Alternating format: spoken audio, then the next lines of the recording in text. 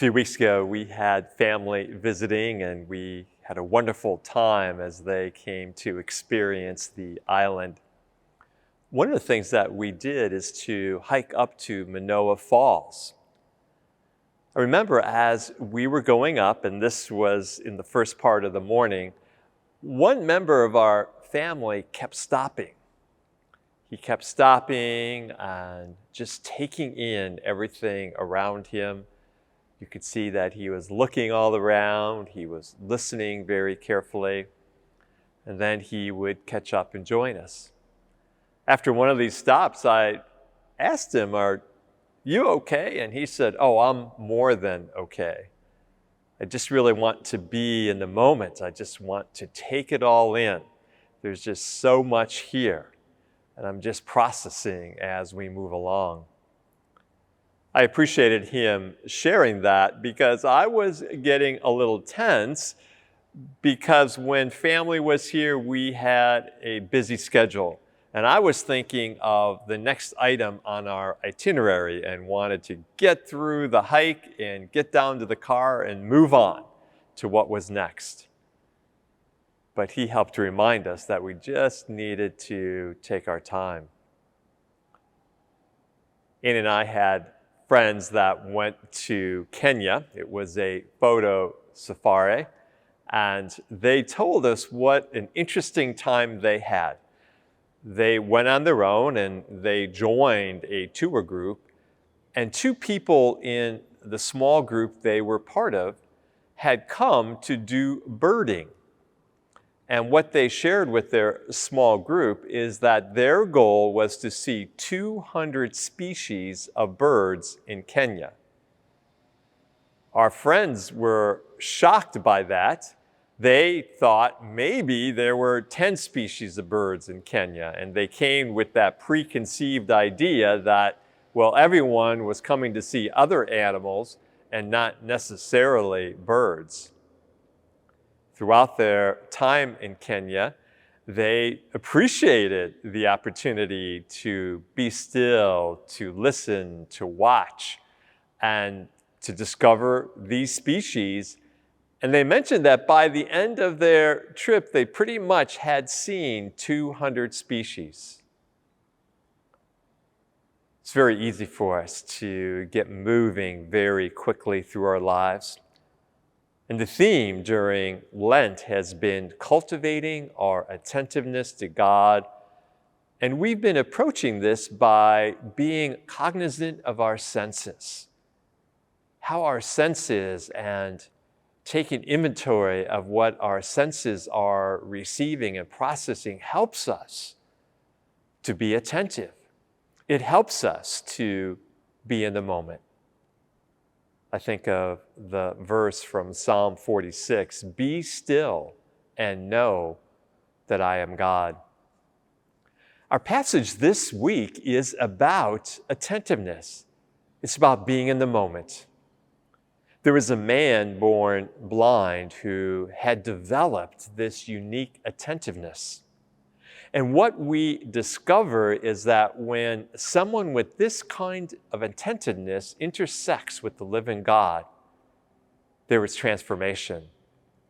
But also what is so stark in this passage is that while this one person was in the moment, everyone else that was on the scene was not able to be attentive and to be in the moment. It's also interesting how all the senses appear in this passage. I believe that's very appropriate as we meet on this last Sunday in Lent.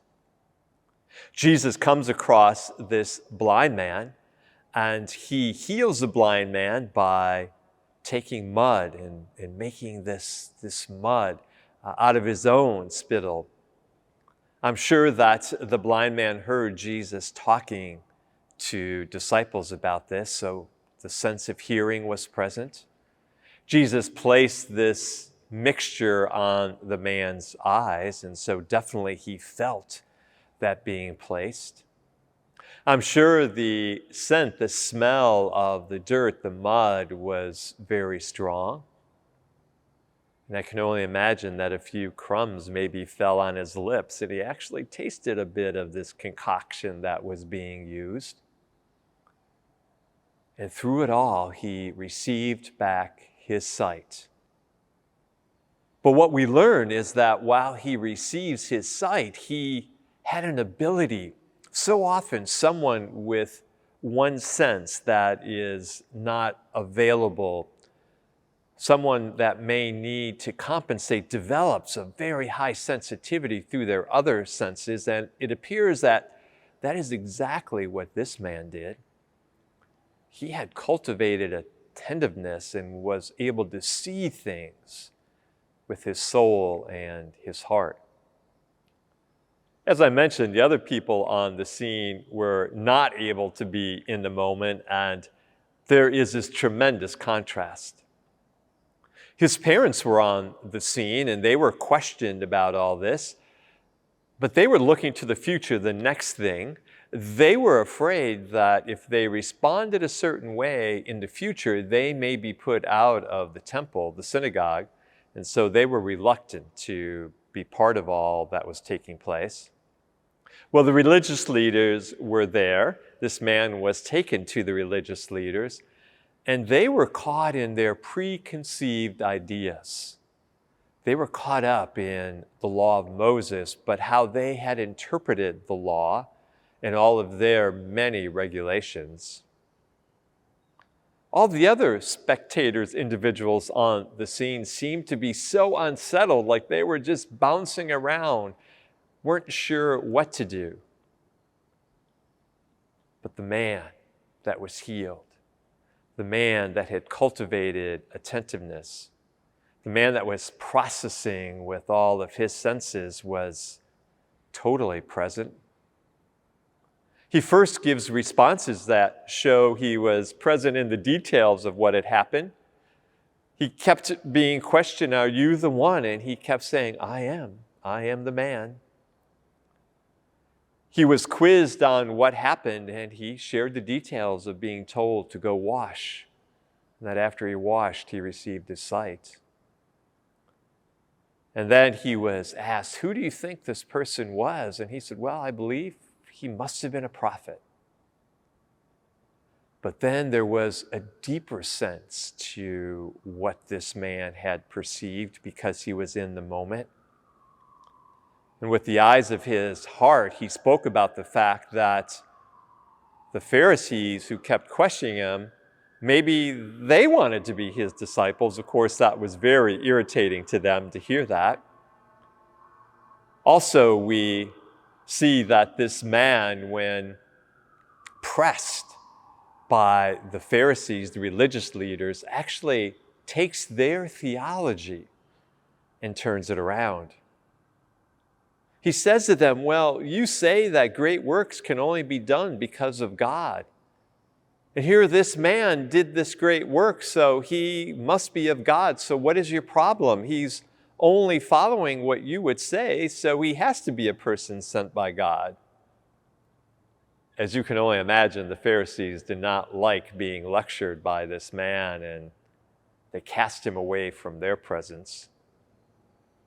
And then finally, as we see the cultivation of this inward sight, he once again encounters Jesus. And Jesus asks him what he thinks of all this and that he is a person sent by God. And the man simply says, I believe in you." And he follows. It's so interesting to see the whirlwind that is captured in this passage. The whirlwind of activity.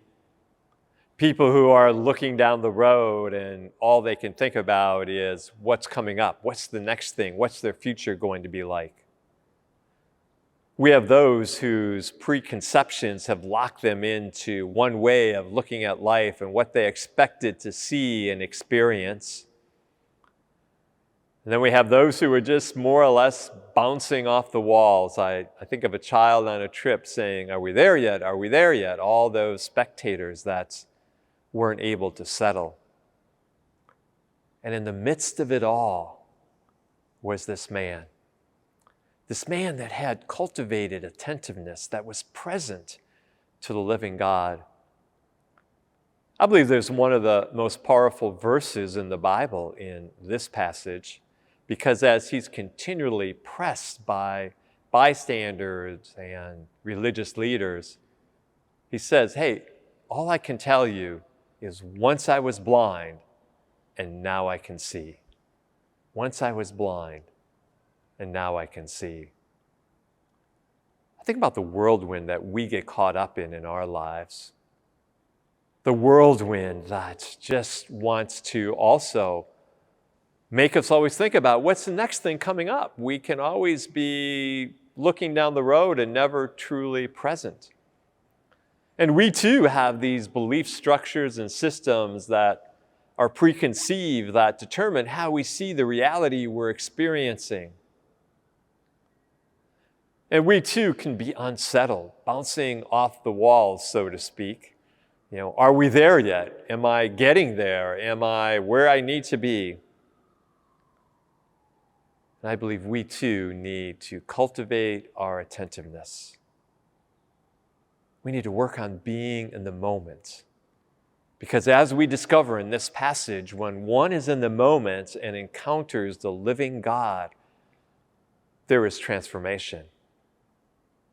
We too need to be in the moment, even in the midst of the whirlwind, so that we too can say, this is all I know, that I have been transformed. And all I can say is that I believe. Because maybe we too, like the religious leaders, say one thing about our faith, but we truly don't believe it deep within. And that was the challenge of this one who had such clarity. And as we come to the end of this season of Lent, may we be able to say, yes, I believe. And may there be an alignment in our lives with what we say and what we do, what we experience, all through being present in the moment and cultivating that presence with the living God. To God be the glory. Amen.